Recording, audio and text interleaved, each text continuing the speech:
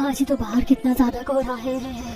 हाँ यार, मेरे तो हाथ पांव बिल्कुल जम रहे हैं। प्रीति और नेहा सुबह सुबह टहलने जाया करती थी, लेकिन अब बढ़ती सर्दी की वजह से अब से हम टहलना जरा कम करेंगे। इतनी सर्दी में बिल्कुल मन नहीं करता बिस्तर छोड़ने का। आज भी मैं बिल्कुल नींद में ही घूम रही हूँ। हाँ यार, तूने तो मेरे मन की बात छीन ली। अभी ना कुछ दिन स्किप करते हैं। एक तो इतनी ज्यादा ठंड पड़ रही है, ऐसे में तो रजाई में बैठकर ही ज्यादा सही लगता है, बाहर टहलने में नहीं। ये सब काम तो हम जब सर्दी कम हो जाएगी तब शुरू करेंगे दोबारा। हाँ बाबा, चलो वापस चलते हैं घर के अंदर। बढ़ती ठंड को देखकर दोनों ने निर्णय लिया कि अभी कुछ दिन तक एक्सरसाइज और जॉगिंग को साइड हटाया जाए, क्योंकि ऐसे में रजाई से बाहर निकलने का किसी का अंदर आने की बात प्रीति। अरे बाप रे, कितनी ज्यादा ठंड बढ़ती जा रही है और सुबह सुबह तो और भी ज्यादा ठंड होती है। प्रीति शॉल ओढ़कर रसोई की तरफ जा रही थी। रसोई में जाकर वो सबसे पहले बोरी से आलू निकालती है और उसके बाद उन्हें टब में डालकर पानी में अच्छे से धोना शुरू करती है। ओह, ये पानी कितना ज्यादा ठंडा है, रूह तक को छू गया। मेरी आत्मा जम गई। सुबह सुबह इतने ठंडे पानी से काम करना बिल्कुल भी आसान नहीं है। हमें तो ठंडे पानी से काम करने का अवार्ड मिलना चाहिए, हम सभी बहुओं को। इस तरह प्रीति ठंड में ठिठुरते हुए सबसे पहले आलू को धोती है, उसके बाद उन्हें उबालने के लिए कुकर में रख देती है। जब तक आलू उबल रहे थे तब तक प्रीति आटा गूंथ कर तैयार कर देती है। जैसे ही कुकर में सीटी आती है और आलू उबल जाते हैं, उसके बाद प्रीति उन्हें छीलना शुरू करती है। ओह, कितना सुकून मिल रहा है। गरम गरम आलू छीलने पर मेरे ठंडे ठंडे हाथों को भी जरा सुकून मिल रहा है। आलू छिलने के बाद प्रीति उन्हें अच्छे से मैश करती है। मैश करने के बाद वो उसमें मिर्च मसाला डालकर उसको तैयार करके रखती है। अब प्रीति एक चूल्हे पर तो चाय चढ़ा देती है और वहीं दूसरे चूल्हे पर तवा रखकर उस पर गर्मा गर्म आलू के पराठे सेकना शुरू कर देती है। सभी सदस्य भी उठकर आ जाते हैं और प्रीति सभी को चाय नाश्ता परोसती है। अरे ठंड तो बस बढ़ती ही जा रही है और ऐसे में ठंड में गर्मा गर्म चाय के साथ गर्मा गर्म आलू के पराठे मिल जाए, मजा ही आ गया भाई। आज तो मजा आ गया। हाँ बेटा, अब तो ठंड शुरू हो गई है। अब से तुम सुबह हर रोज हमें पराठे ही बना कर देना। सुबह सुबह नाश्ते में चाय पराठा खाकर मजा आ जाता है। मेरे लिए चाय पराठे ही सही रहेंगे, लेकिन पता नहीं क्यों इन पराठों में वो स्वाद नहीं आ रहा जो पहले आया करता था। कल मूली के पराठे बने थे, उसमें भी उतना कुछ स्वाद नहीं था। दादी सास को पता नहीं दुनिया से न्यारा क्या ही चाहिए। इन्हें तो कभी मेरे बने पराठे में स्वाद आता ही नहीं है। लेकिन हमें तो पराठे बिल्कुल ठीक लग रहे हैं माँ जी। दादी भाभी ने इतने बुरे भी पराठे नहीं बनाए हैं, ठीक है। क्या कहा, बस ठीक है? हाँ, अगर ऐसा ही है तो सुबह सर्दी में उठकर 6 बजे खुद बना लेना पराठे। इस तरह सभी चाय नाश्ता करते हैं और अपने अपने काम पर चले जाते हैं। शाम को जब खाने में पालक का साग बनता है। चलो जी, खाना तो बन गया, लेकिन आज खाना खाने में बहुत देर हो जाएगी। उसके बाद बर्तन भी साफ करने हैं और फिर मैं जल्दी सोना चाहती हूँ, क्योंकि कल सुबह जल्दी भी उठना है। प्रीति रसोई में खाना बना रही थी और खाना बनने के बाद वो सभी को खाना परोसती है। सब पालक के साग के साथ रोटी खाना खा रहे थे। अरे अरे, कैसी रोटी सब्जी बनाई है, बिल्कुल भी स्वाद नहीं आ रहा। क्यों, क्या हुआ दादी जी? सब्जी में नमक कम है या नमक ज्यादा हो गया? आपको स्वाद क्यों नहीं आ रहा है? ना तो नमक ज्यादा है और ना ही नमक कम है। नमक तो बिल्कुल ठीक है, लेकिन पता नहीं तेरे हाथ के खाने में तो मुझे बिल्कुल भी स्वाद आता ही नहीं। पता नहीं कैसे खाना बनाती है। ये बात सुनकर प्रीति को जरा गुस्सा आता है। भला मैंने ऐसा किस तरीके से खाना बना दिया जो दादी सास इस तरह मुंह बना रही है? जैसे खाना बनता है मैं तो वैसे ही बनाती हूँ। मैंने इसमें अलग से कोई जड़ी बूटी थोड़ी डाल दी है जिससे खाना अच्छा नहीं बने, और मैं जानबूझकर तो ऐसा नहीं करूँगी। अरे मैं आपको कुछ दिन से देख रहा हूँ, आपको खाना ठीक ही नहीं लग रहा है। ऐसी क्या बात है, आपको खाना खाने का मन क्यों नहीं करता है? एक तो इतनी ठंड है, ऊपर से ठंड में खाना जल्दी ठंडा हो जाता है, फिर खाना अजीब सा लगता है, सूखा सूखा सा। दादी जी, अगर ऐसी बात है तो मैं अभी जल्दी से आपके लिए खाना गरम करके ले आती हूँ। हाँ बेटा, ले आ। अब प्रीति रसोई में खाना गरम करने जाती है। अब समझ आया दादी जी को खाना क्यों नहीं अच्छा लग रहा था, क्योंकि खाना गरम नहीं था, वरना मैं खाना खराब बनाऊं ऐसा हो ही नहीं सकता। प्रीति खाने को एकदम तेज गरम करके ले आती है। जब सरला फिर से खाना खाती है, लेकिन उसका फिर से मुंह बन जाता है। नहीं बेटा, वो स्वाद नहीं आ रहा। एक स्वाद होता है ना जो खाने में, वैसा स्वाद नहीं आ रहा है। लेकिन किस तरह का स्वाद दादी जी? आप किस तरह का स्वाद कहना चाहती हैं, मुझे नहीं समझ आ रहा। हाँ माँ, आप जरा ठीक से बताइए कि आप कौन से स्वाद के बारे में बात कर रही हैं? अरे जैसा स्वाद पहले खाने में आता था, वैसा आजकल के खाने में बिल्कुल भी नहीं आता। अच्छा तो ऐसी बात है। अब माँ जी पहले की सब्जी भी बहुत अलग होती थी, आजकल वैसे ही ताज़ा फ्रेश सब्जी कहाँ आती है। नहीं बेटा, सब्जी तो अभी भी ताज़ा ही होती है। पहले की बात में तो कुछ ज्यादा ही दम होता था, कुछ अलग ही बात होती थी खाने की। पहले का तो आप पूछो ही मत माँ। पहले तो मुझे भी आपके हाथ का खाना कितना अच्छा लगता था, लेकिन अब वैसा स्वादिष्ट खाना कहीं खाने को मिलता ही नहीं है। सब इनडायरेक्ट क्या कहना चाहते हैं कि मैं ज्यादा अच्छा खाना नहीं बनाती हूँ? तब से मेरे खाने में कमी ही निकाले जा रहे हैं। इस तरह बात करते हुए सभी खाना खा लेते हैं और सब अपने अपने करते हैं। वहीं दूसरी तरफ प्रीति रात को ठंड में ठंडे पानी से रसोई में बर्तन साफ कर रही थी।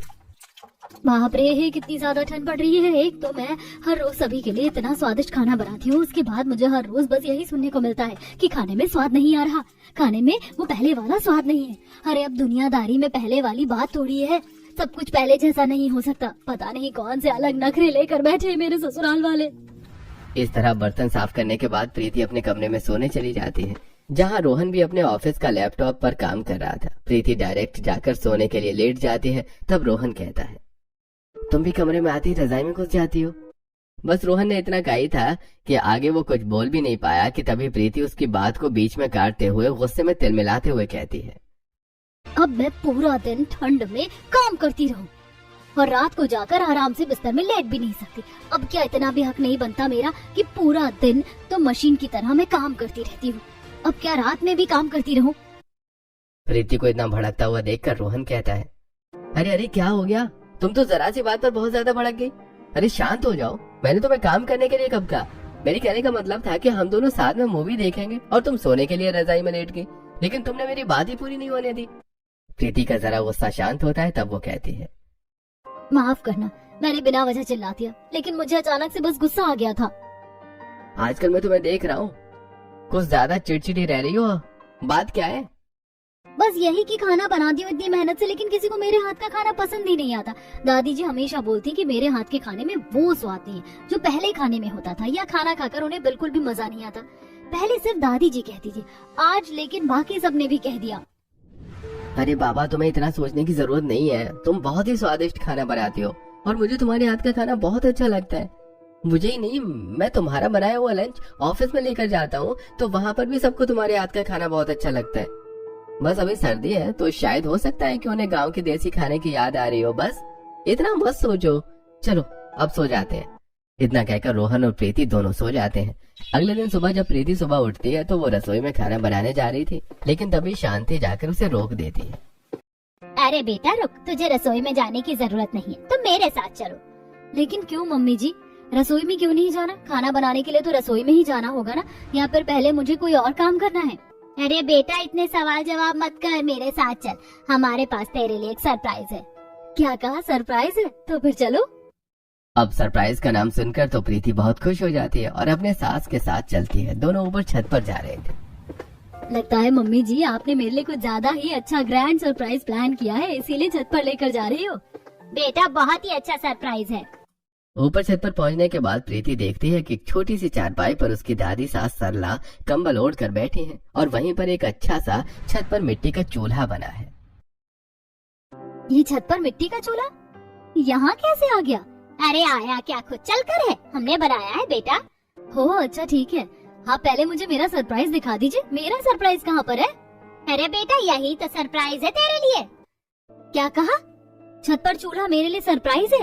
हाँ बेटा बिल्कुल, यही सरप्राइज है तेरे लिए।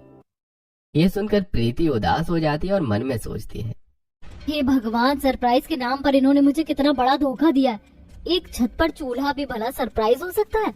देख ले बहू, छत पर इस चूल्हे को अच्छे से, अब से तुझे इसी के ऊपर खाना बनाना। मैं कहती थी ना कि खाने में वो स्वाद नहीं आता।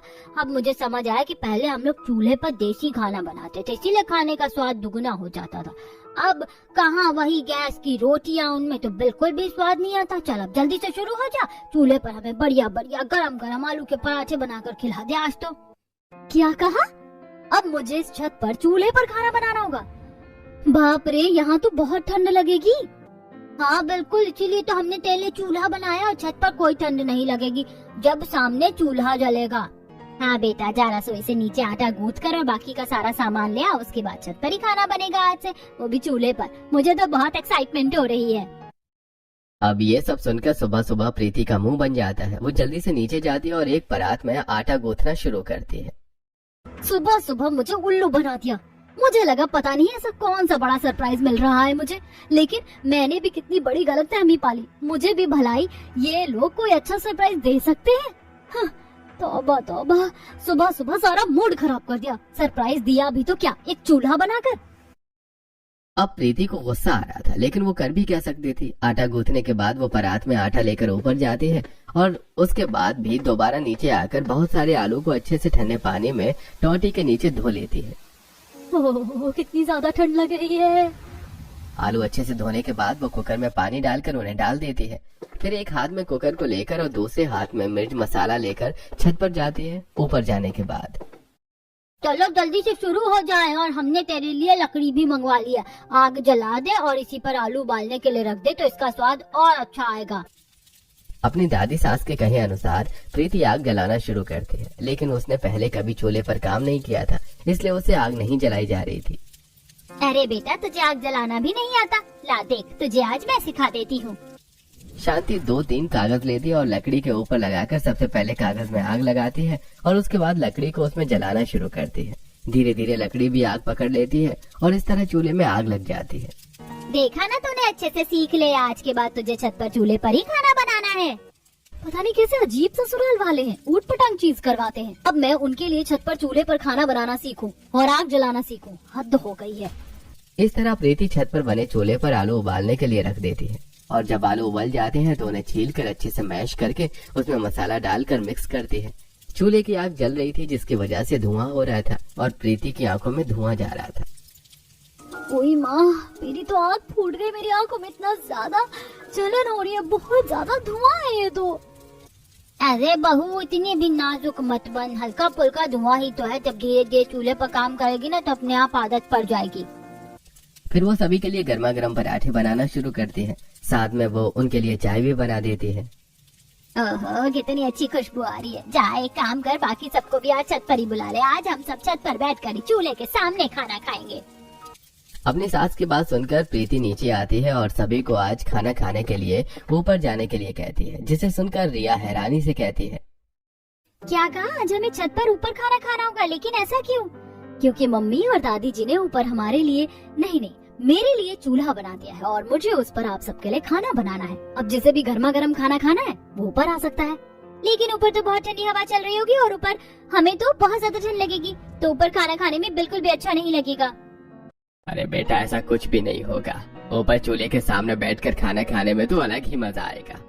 इस तरह बाकी परिवार वाले भी छत पर खाना खाने के लिए चले जाते हैं और सभी चूल्हे के सामने बैठकर खाना खाना शुरू करते हैं। खाना तो बहुत ही ज्यादा स्वादिष्ट लग रहा है।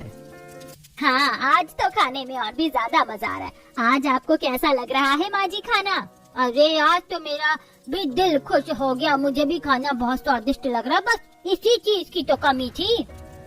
इस तरह से भी खुश होकर खाना खा लेते हैं। सब खाना खाकर अपने अपने काम पर चले जाते हैं, लेकिन वहीं दूसरी तरफ प्रीति गुस्से में मुंह फुलाकर छत पर चूल्हे के सामने ही बैठी होती है। एक तो छत पर चूल्हा बना दिया, मुझे यहाँ पर इतनी ज्यादा ठंड लग रही है कि पूछो ही मत। इतनी ठंडी ठंडी हवा चल रही है, लेकिन कोई भी बहू के बारे में थोड़ी सोचता है। इन्हें तो सिर्फ अपने स्वाद के बारे में सोचना है। सब आराम से बढ़िया चारपाई पर बैठकर खाना खाकर चले गए, लेकिन मेरा क्या? मुझे तो चूल्हे पर खाना बनाना भी नहीं आता। एक तो मेरी आंखें भी फूट गई, ऊपर से यहाँ इतनी ठंड है। प्रीति को गुस्सा आ रहा था, लेकिन अब सभी ससुराल वालों को चूल्हे का ही खाना खाना था। आज संडे था तो दोपहर में प्रीति सभी के लिए बाजरे और मक्के की रोटी साथ में पालक और सरसों का साग बनाती है। तभी वहाँ धूप में चारपाई पर बैठे। अरे बहू, जरा ठीक से हाथ चला, अभी तो तुझे सिलबट्टे पर चटनी भी पीसनी है। जी दादी जी, अभी कर रही हूँ बस। प्रीति ने साग बनाने के लिए चूल्हे पर रख दिया। अब वो वहीं पर सिलबट्टे पर चटनी पीस रही थी। जब चटनी भी बनकर तैयार हो जाती है तब वो गर्मा गर्म बाजरे और मक्के की रोटी बनाकर सबको देती है। ओहो, देखा, इसे कहते हैं स्वाद। मैं कह रही थी ना पहले कि खाने में बिल्कुल भी स्वाद नहीं आ रहा, इसीलिए नहीं आ रहा था क्योंकि गैस की रोटी जो खा रहे थे हम, अब चूल्हे की रोटी में तो बात ही अलग है।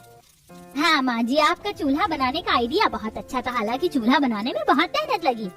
अरे इनकी क्या मेहनत लगी? एक दिन की मेहनत लगी, लेकिन मुझे तो हर रोज यहाँ छत पर ठंड में मेहनत करके खाना बनाना पड़ता है। इसीलिए तो कहते हैं मेहनत रंग लाती है। अच्छा है कि चूल्हा बन गया। अब छत पर आग के सामने बैठकर चूल्हे का खाना खाने पर बिल्कुल देसी गांव के खाने जैसा स्वाद आता है। बड़ा मजा आएगा। इस तरह सभी खाना खा लेते हैं। अब हर रोज प्रीति को ऊपर ठंड में सुबह हो या रात खाना बनाना पड़ता था। एक दिन सामने वाली छत पर नेहा कपड़े धो रही थी तो वो देखती है कि प्रीति ऊपर छत पर चूल्हे पर खाना बनाकर वहाँ की राख को इकट्ठा कर रही थी। अरे प्रीति, तूने भी सर्दी में ये कौन सा नया शौक पाल लिया है? तुझे लगता है कि ये नया शौक मेरा होगा? अरे मेरे ससुराल वालों ने किया है ये सब। ऐसे ही एक रात जब प्रीति ऊपर छत पर खाना बना रही थी तब वो नीचे से बर्तन लाना भूल जाती है। अरे मैं नीचे से तो बर्तन लाना भूल ही गई। तो कोई बात नहीं बहू, अब जाकर ले आ। हाँ, लाती हूँ। प्रीति नीचे बर्तन लेने जाती है और रसोई में जाने के बाद सारे बर्तन इकट्ठा करती है। मुझे कैसे आदेश दिया कि जा नीचे से बर्तन ले आ? कोई मदद थोड़ी करेगा मेरी। एक ऊपर ठंड में चूल्हे पर सबके लिए खाना बना रही हूँ, फिर जीने कितने चक्कर काटने पड़ते हैं। कभी बर्तन ले जाने पड़ते हैं तो कभी कुछ और लेकर जाना पड़ता है। मुझसे नहीं होता ये सब। प्रीति बड़बड़ाते हुए सारा सामान लेकर ऊपर जाती है और सभी को खाना बनाने के बाद खाना परोसा जाता है। अब रात को सभी खाना खाकर, ओहो, खाना खाकर तो मजा आ गया। अब आराम से जाकर रजाई में लेट कर सोऊंगा मैं तो। हाँ बेटा, जरा मुझे भी ले चलो नीचे। इतना कहकर खाना खाकर सभी तो नीचे चले जाते हैं, लेकिन वहाँ प्रीति रह जाती है सारे झूठे बर्तनों के साथ।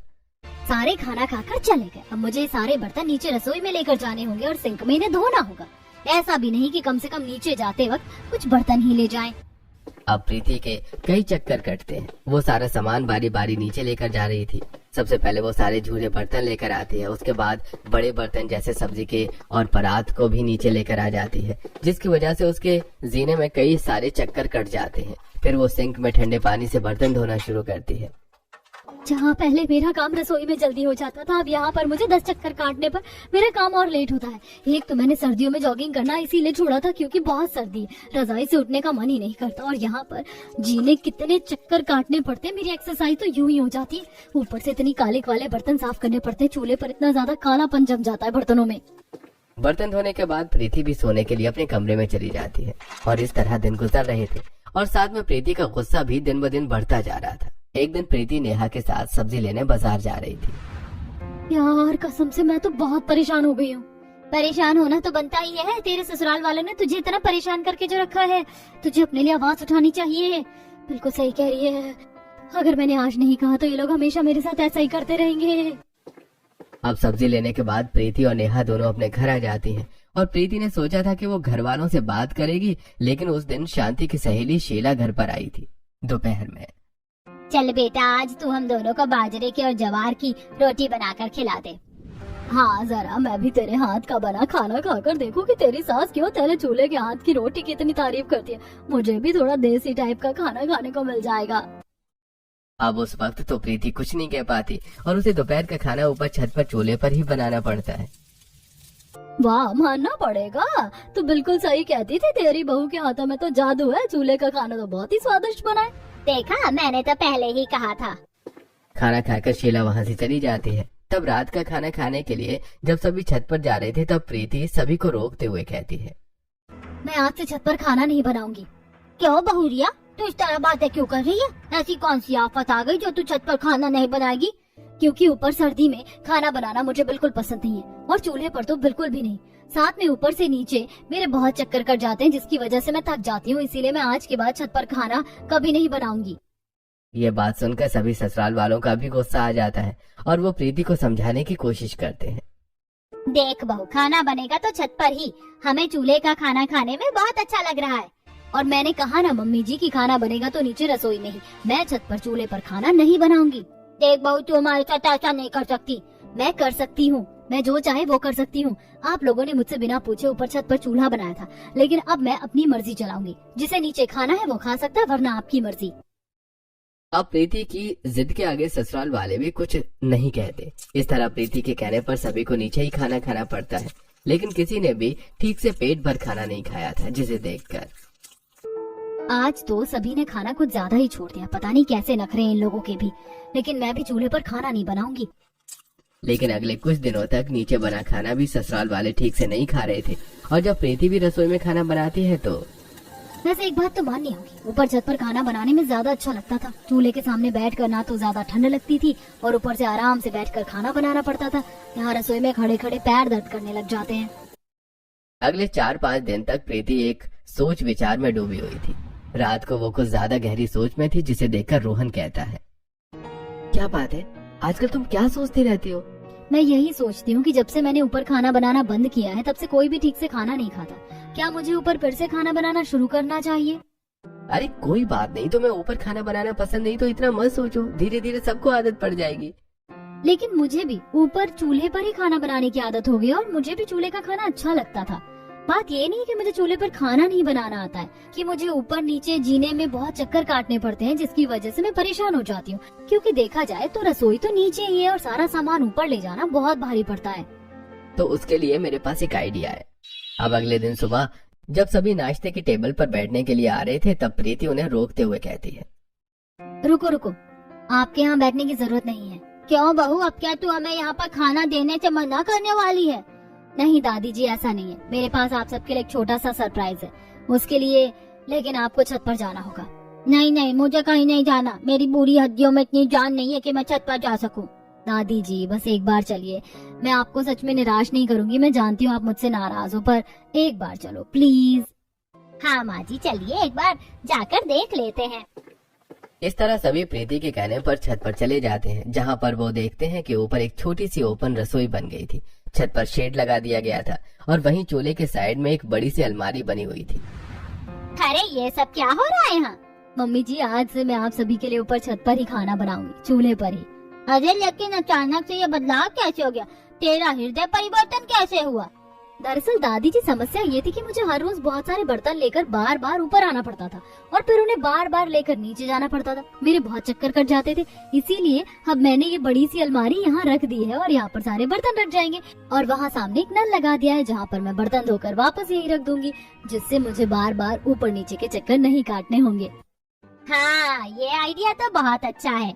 हमें पहले इसके बारे में जरूर सोचना चाहिए था। हमने सिर्फ अपना तो सोच लिया कि ऊपर चूल्हा बना दिया, लेकिन तेरे बारे में नहीं सोचा बहू। बिल्कुल, हम बिना वजह ही तुझसे नाराज हो रहे थे, बिना तेरी परेशानी जाने। लेकिन तूने बहुत अच्छा दिमाग लगाया पोता बहू। ठीक है, आप सब बैठ जाइए, मैं अभी गर्मा गर्म आप सबके लिए खाना बनाती हूँ। तो आज इसी खुशी में आलू के पराठे हो जाएं। अब प्रीति सबके लिए चूल्हे पर आलू के पराठे बनाकर देती है और सभी को खाकर बहुत मजा आता है। सुबह सुबह चूल्हे के आलू के पराठे खाकर तो मजा आ गया। अब तो मुझे भी चूल्हे का खाना खाने की आदत होगी, एकदम लाजवाब लगते हैं। सब खाना खा लेते हैं और जब लास्ट में राख बच जाती है, तब प्रीति उस गरम राख पर पानी की हांडी रख देती है। जब तक सभी खाना खाते हैं तो पानी भी जरा गर्म हो जाता है और उसके बाद प्रीति छत पर ही गर्म पानी में बर्तन धोती है।